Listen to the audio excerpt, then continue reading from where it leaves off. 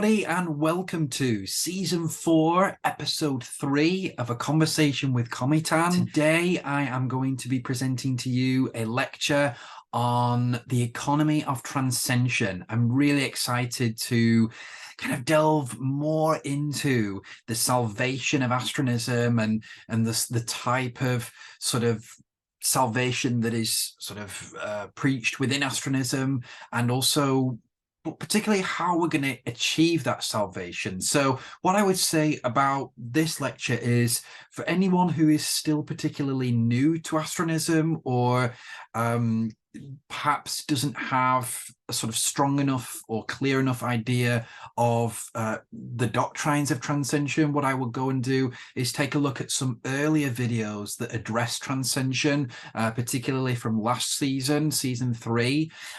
Watch those first before you watch this lecture, because in a way I'm going to present this lecture to you on the assumption that you have a sort of certain knowledge or a certain level of knowledge about transcension already. So, if you are still possibly learning about Astronism, still learning about transcension, then you might want to just take a look at some earlier videos first, because this video is kind of more in depth and it's looking at one aspect of transcension. Okay, so without further ado, let's get going. So I think the first thing to understand about really the title of the lecture, I suppose, the Economy of Transcension, is that transcension is something that needs to be managed. And this is something that emerged, this is a sort of principle that emerged very early on in the development of transcension as a sort of salvific doctrine, as a sort of doctrine of salvation, if you will, as a soteriology. And it was this idea that, really transcension as a result of, as a consequence of cosmic limitation, which I spoke about a lot last video. So the Astronism versus Christianity video, I spoke a lot about the philosophy of Astronism in that video. Again, you might want to go and take a look at that first. But as a consequence of the sort of that pervading law of limitation, of cosmic limitation, everything is limited. And that also applies to the context of transcension. Transcension itself is a limited process because of this cosmic limitation. And so therefore, it needs to be managed. It needs to be secured. It isn't guaranteed to occur because of its limitations. And so this emerged in what I call the doctrine of evitability. The evitability of transcension refers to the idea that really that transcension could be avoided by human beings, and isn't guaranteed to occur. Okay, and so that really established the grounds for which later understandings of transcension began to emerge. So you've got this idea that transcension needs to be sort of overseen, needs to be managed, needs to be guided. If it's left on its own, without any management, without any guidance, it is very much possible that it may never come to fruition. Okay, and that's embodied by this doctrine of evitability. Okay, so the evitability doctrine really is a recognition of the effects of cosmic limitation on making almost every aspect of transcension limited. And this, of course, is an exception to this limitation of transcension, is that it has the potential to lead to transcosmization. Transcension is itself scope, okay? And I spoke again about this in the last video of this season on Astronism versus Christianity. I spoke about how scope is at the center of Astronism, opportunity is at the center of Astronism, and that's all transcension is. It's sort of that manifestation of scope, really.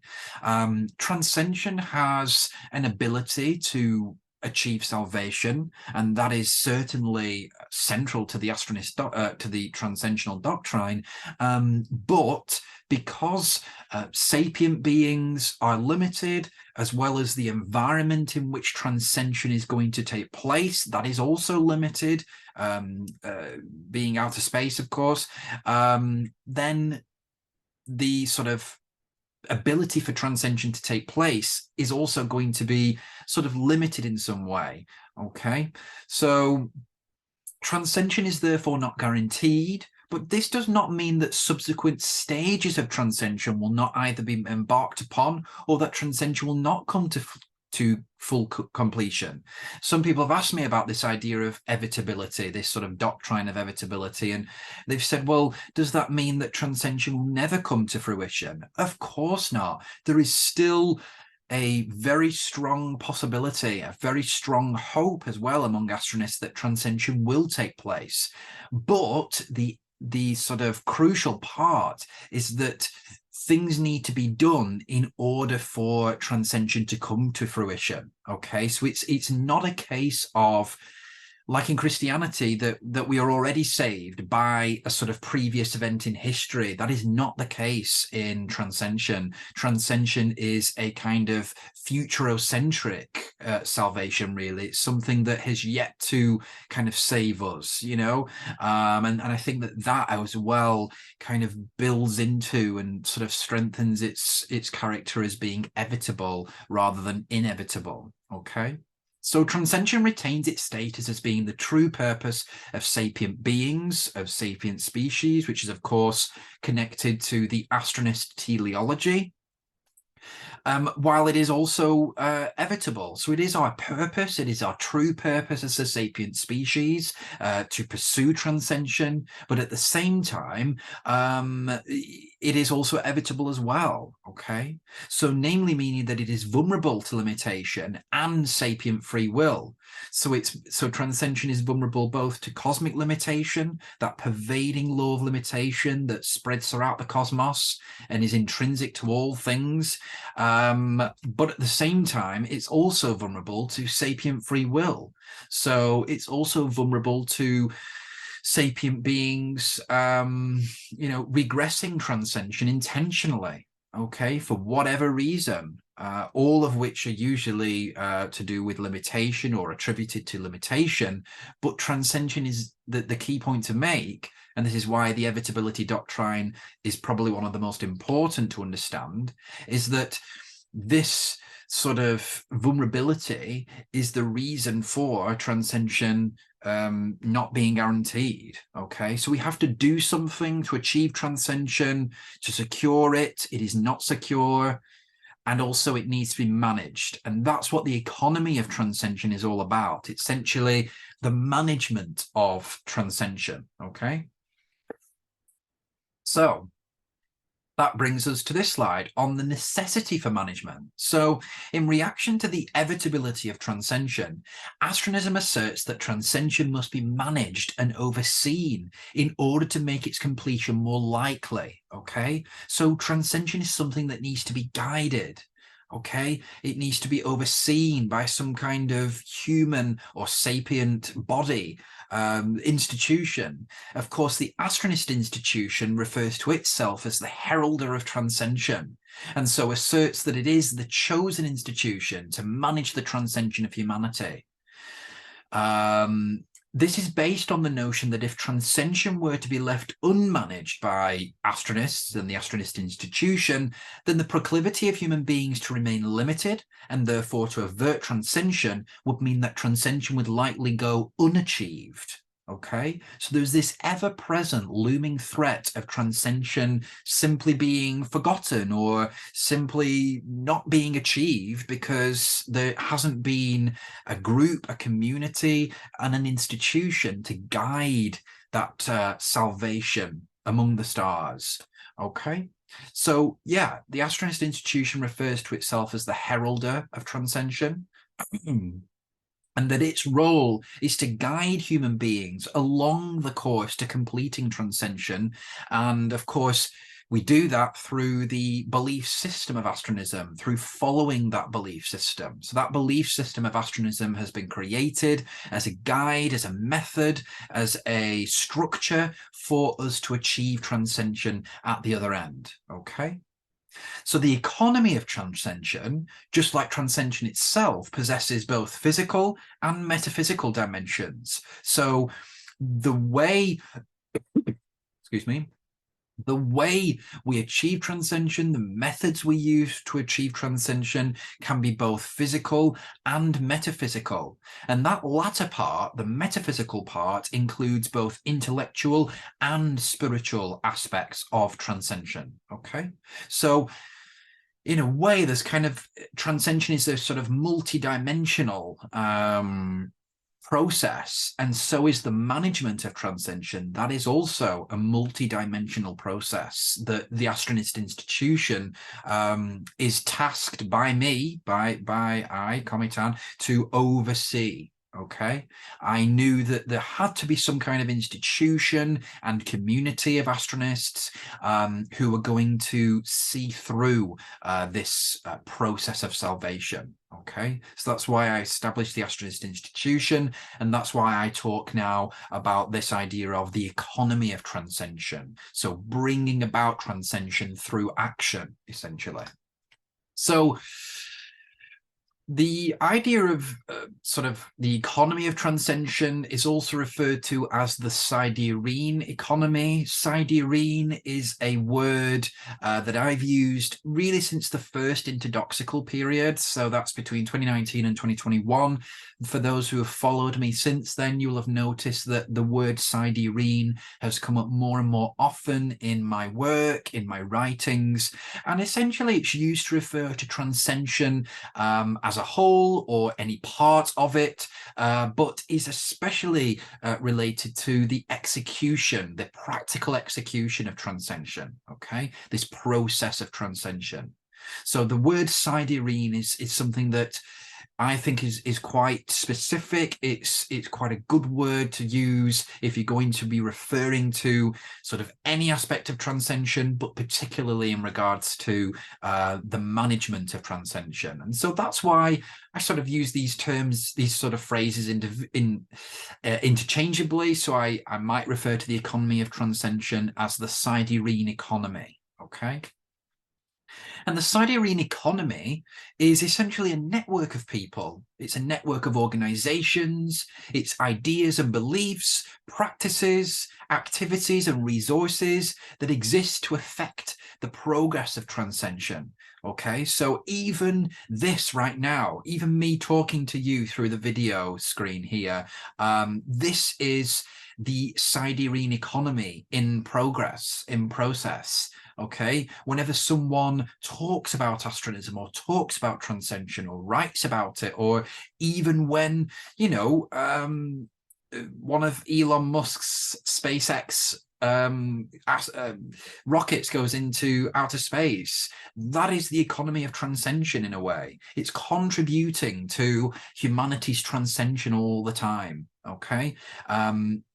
The sort of, I refer to sort of secular space exploration as influencing the economy of transcension, and it does, of course. So the work of, you know, NASA and things like that, they've really progressed transcension in so many different ways in a secular sense, and so they do sort of indirectly, probably unintentionally, sort of effectuate the economy of transcension, but the sort of core elements, of course, of the economy of transcension are when something is conducted in the name of transcension, okay? So like what I'm doing right now, or if, you know, a campaign to explore space was done under the banner of transcension, then that would particularly progress the Siderine Economy, okay? So it has to be for transcension. It has to be done for that purpose.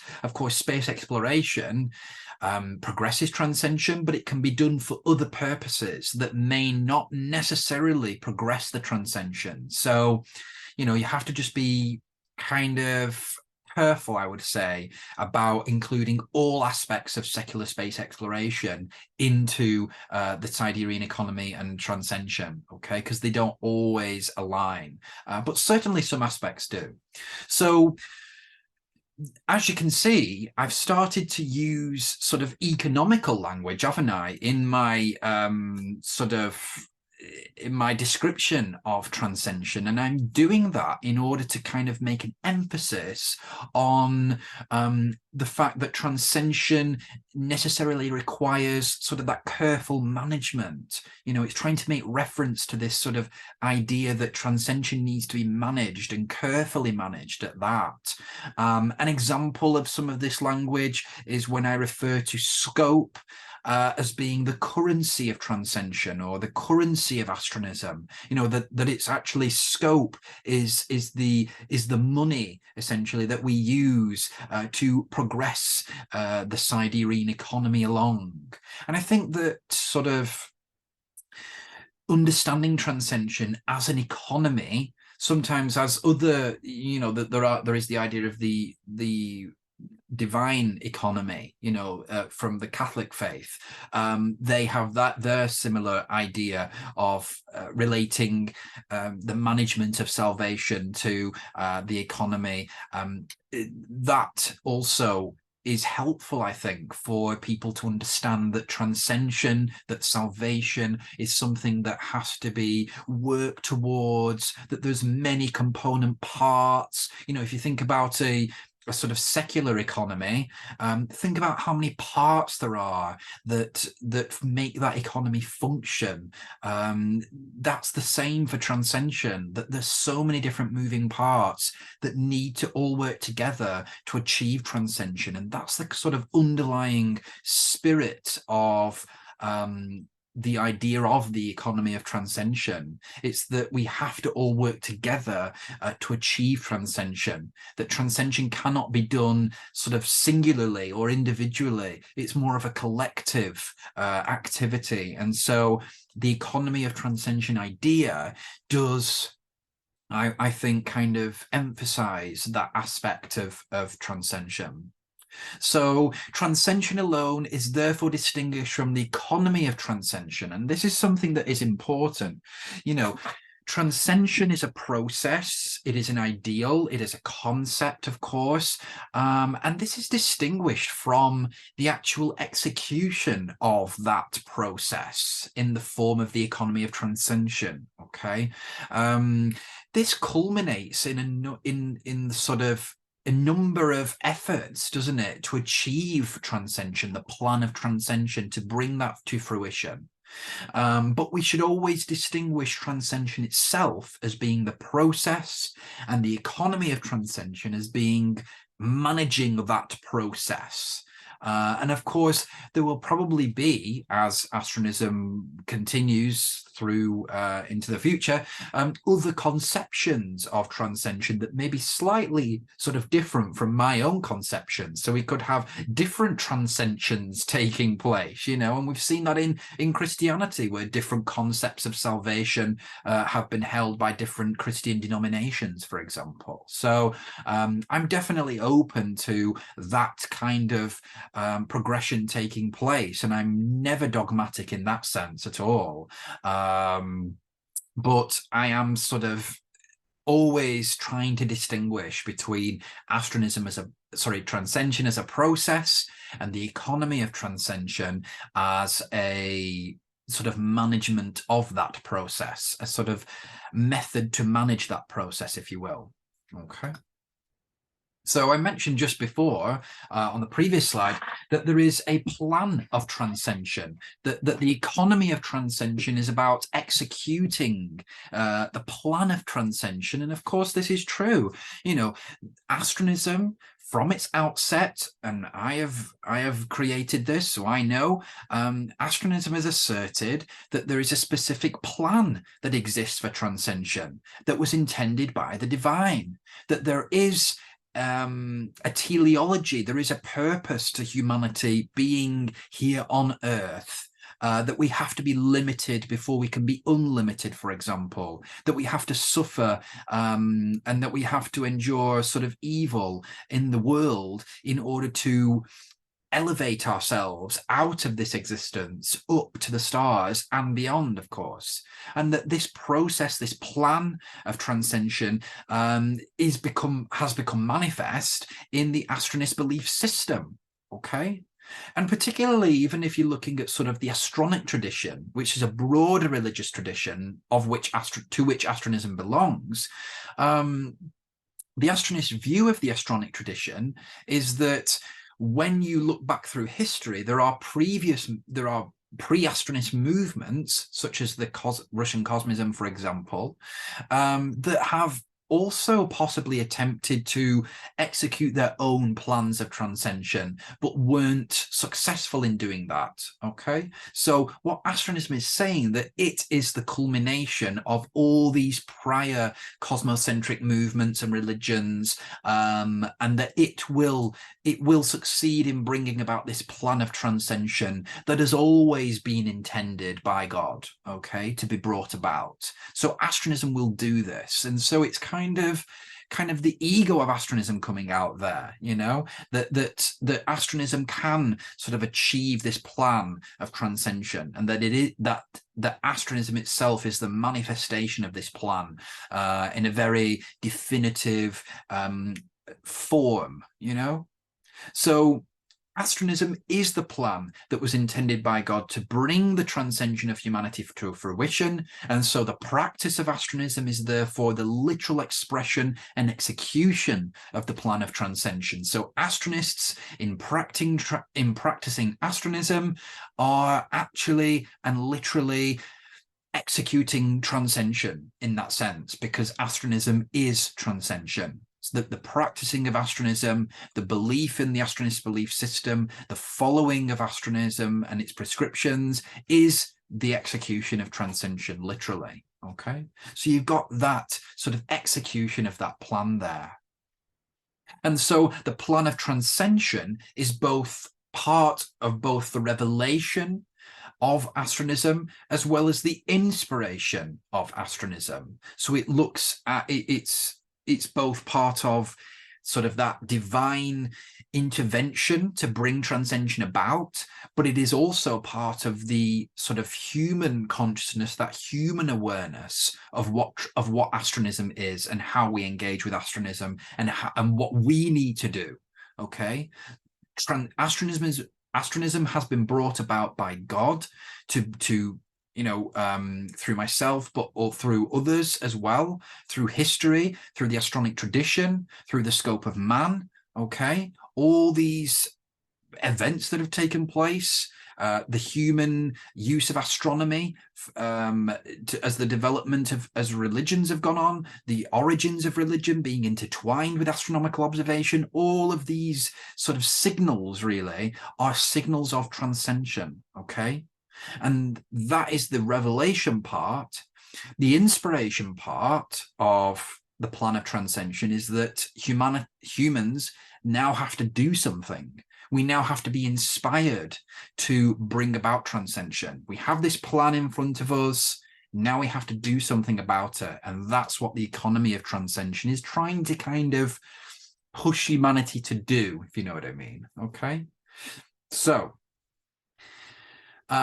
spoke about that on the basis that this would reveal transcension to humanity and subsequently progress this process. So it's all about progressing transcension at this stage. It's all about executing this plan, and we do that through the economy of transcension, essentially. But, and this is a huge but, we've got this controversion, okay? The controversion of transcension, controverting transcension. And this comes about because of limitation. The great villain, really, of Astronism is not, you know, the devil like we see in Christianity, for example, although the devil could be seen as a kind of metaphor for this, but the the great villain of Astronism is actually limitation, and in all of its different manifestations, in its moral, physical, temporal manifestations, all those different manifestations of limitation, that's the big villain of Astronism. And so that has caused transcension to be controverted, to be apprehended, to be derailed.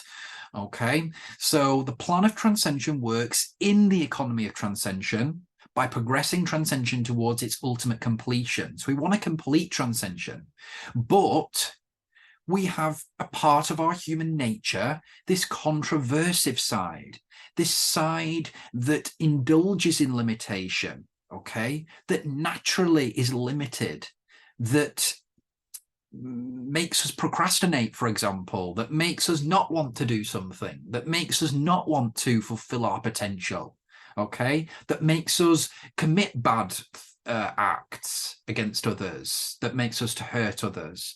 You know, we've got this controversive side, which you could say is the evil side of human beings, but or the wrong side, the bad side of human beings. But we call it controversive because it's regressing transcension, it's contravening transcension, it's stopping transcension from taking place or progressing.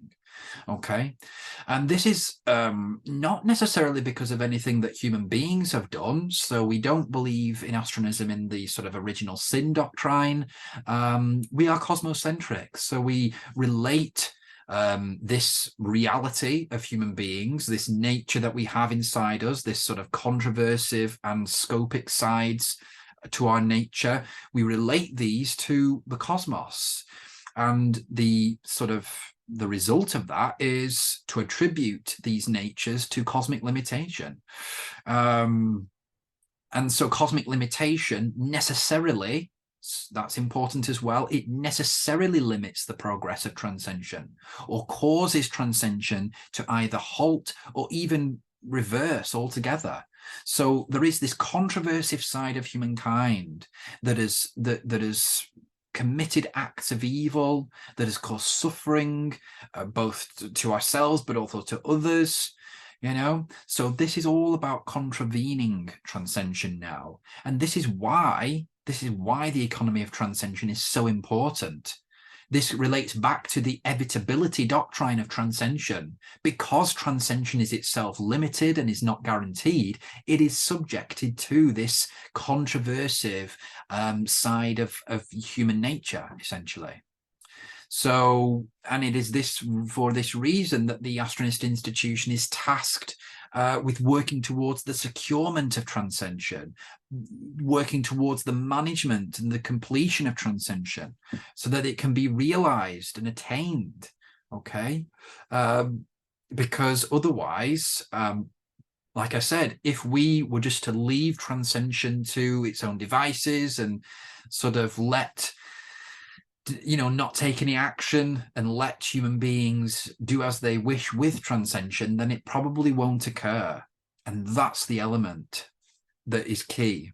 It won't occur, probably not, because we have this controversive nature to ourselves that limits us, that keeps us limited, both physically, metaphysically, intellectually, spiritually.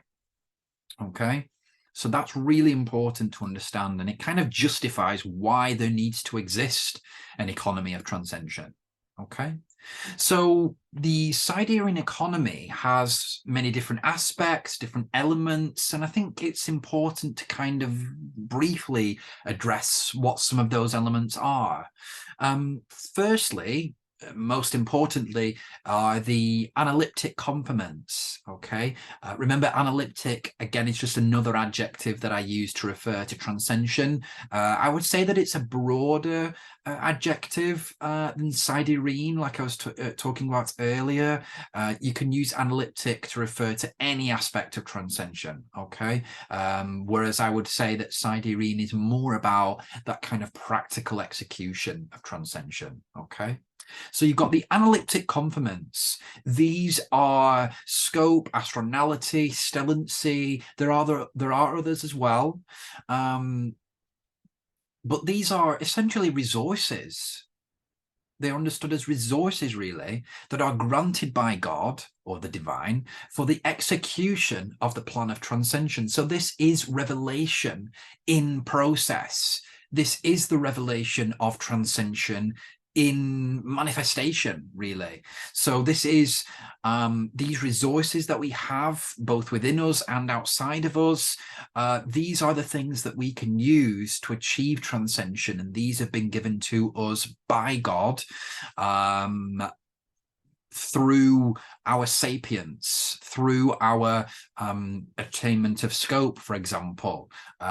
Scope is the first analyptic complement, because without opportunity and receptivity, we cannot be receptive. We cannot master our astronality, for example, okay, through stellancy. So we need these complements. We need these resources that are granted by God. And even astronism itself is considered to be just one of these resources at the disposal of humanity. Okay, so astronism itself is a resource. It is a resource knowledge. It is a knowledge resource, but it is also a methodological resource. It's a guide, isn't it? I was speaking about that earlier. That astronism is the heralder of transcension, that it will bring about transcension and help humanity do that. These are the manifestations of revelation in astronism, okay? So, or the result, really, of divine intervenience, you could say. So scope is sometimes described as the currency of astronism, as I spoke of. And the reason for that is because it's the means by which we achieve transcension. It's what we use. It's I know it's not tangible, but it's what we use to achieve transcension. It's all around us. We have that opportunity all the time to progress or regress transcension. Okay. And we need God in this process as well, through divine intervenience. And God dispenses scope through to humanity or any sapient species in the cosmos, through the astronomical world. That's how scope is dispensed. So that's why astronism is focused on the stars in outer space. Some people have wondered why that is. That's because it's believed that's where scope comes from, okay? Particularly regarding astronality, which is the sort of human ability to receive inspiration and revelation from the stars, from observing the night sky, from becoming one with the cosmos, for example, from that sort of mystical, Gnostic achievements, okay? So this is all as a result of divine intervenience. And so there is, in the economy of transcension, scope is what makes that economy function, really, keep functioning all the time. And that's what scope is doing. And that's why it's referred to as the currency of transcension, okay, or of astronism. Because if you imagine, scope is like what money is in a secular economy. If there was no money in the economy, there wouldn't be an economy. I mean, if you look at like communist economies where they've got rid of, or the communist ideal of getting rid of cash, of getting rid of wealth and money, there is no economy. The economy can't function because there is no incentive. There has to be incentive, and that's what the role of scope plays in transcension as well. Okay, so scope is essential. Many examples in the history of the Astronic tradition are taken to as attempts by God to dispense resources. Okay, and I spoke about this earlier, that astronism asserts that it will not fail in completing transcension like those other previous cosmocentric movements and religions that did fail for whatever reason. They were either persecuted, or they didn't establish themselves in the right way. They didn't communicate their message strongly enough or clearly enough.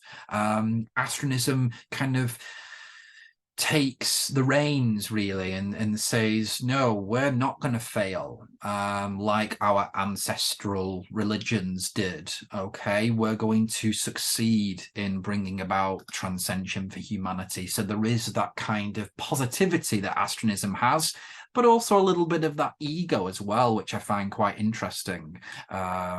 So we've got these resources, haven't we, in the form of the analyptic conformants. Everyone has these.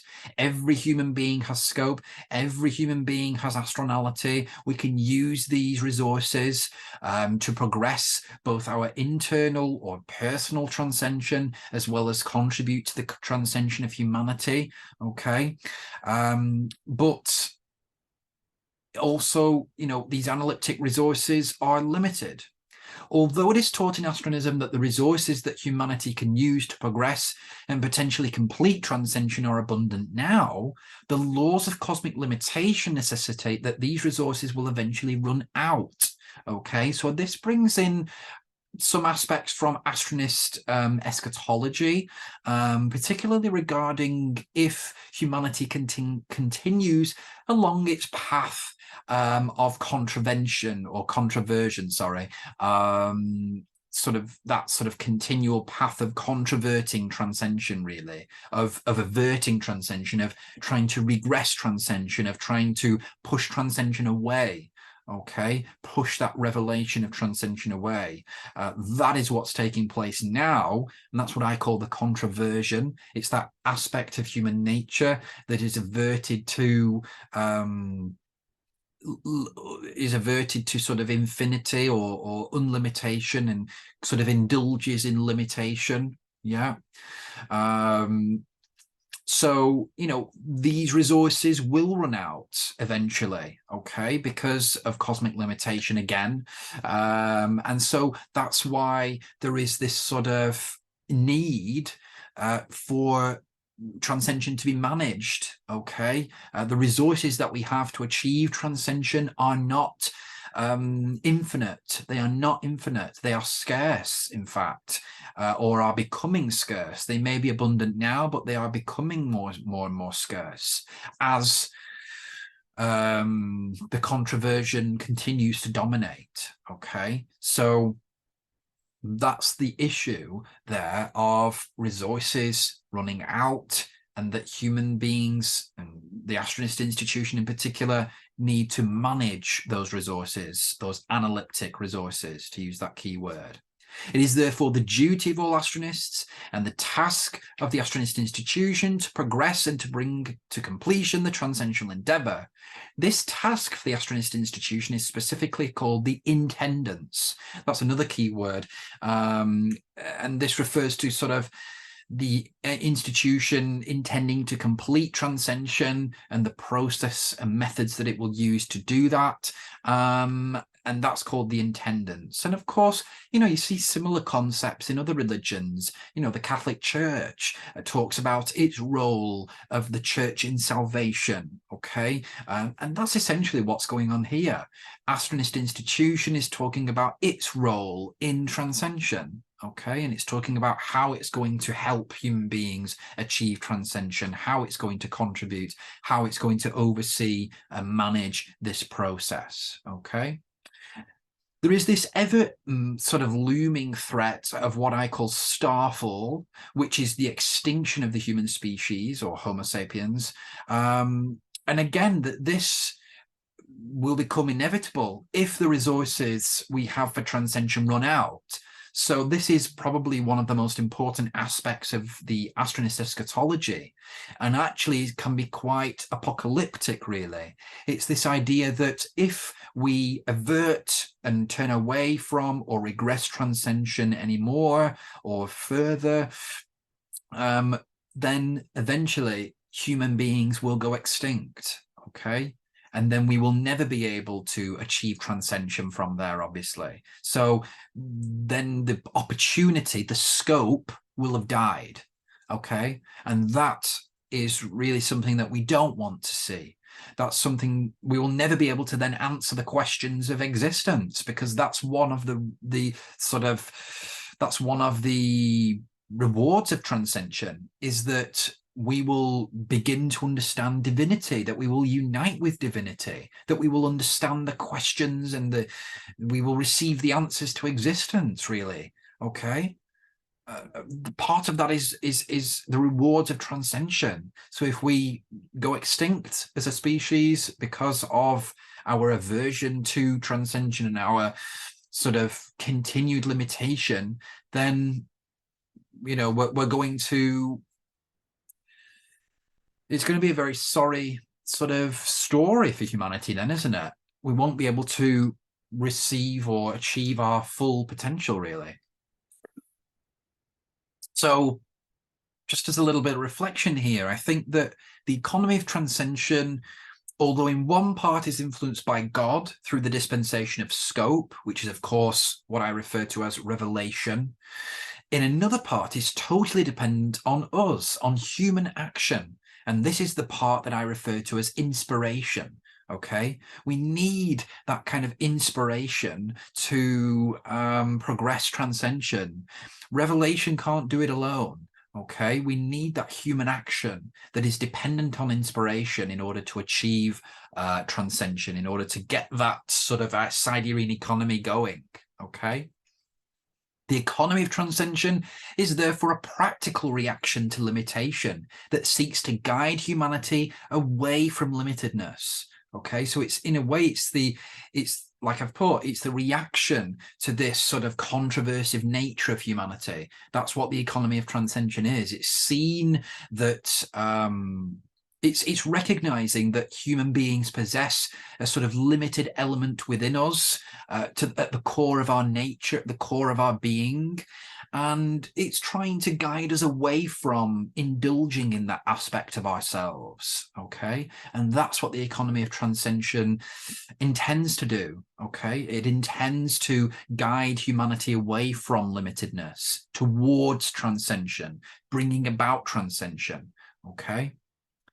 And so finally, the economy of transcension is also a manifestation of the doctrine of extrication. Okay, extrication in Astronism refers to the idea that humanity must save itself, essentially.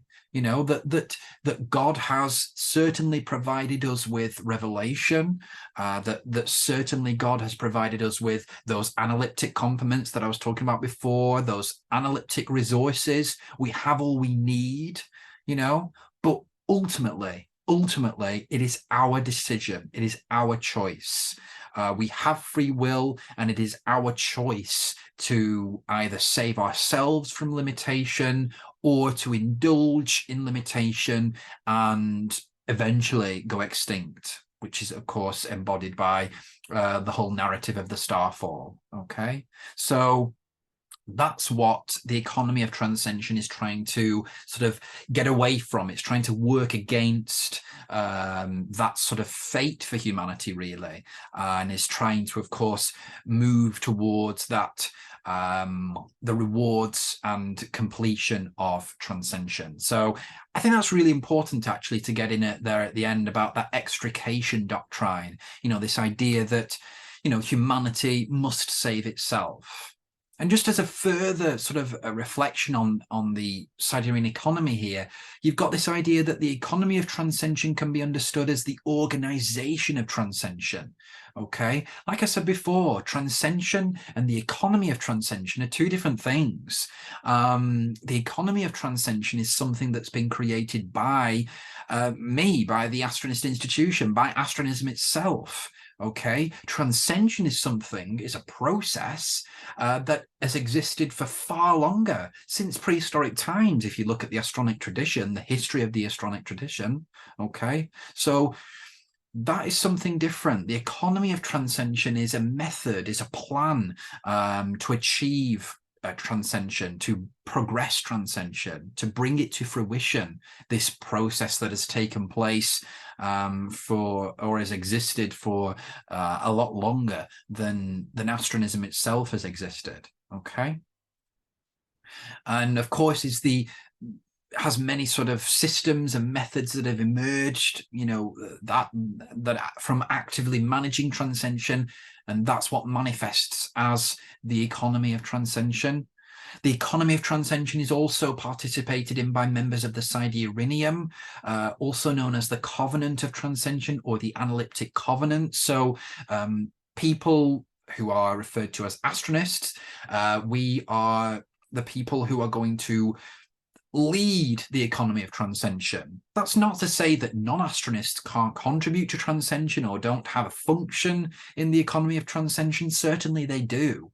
But the role of the astronist, the role of those who are members of the Covenant of Transcension, which is what we call the Siderine, they are the people who are going to lead that economy of transcension, as I referred to earlier, that kind of crucial role of astronists really in bringing about transcension is manifest there, and that covenant is what keeps them together. It's what binds them together in that sort of promise, that oath to achieve transcension. Okay.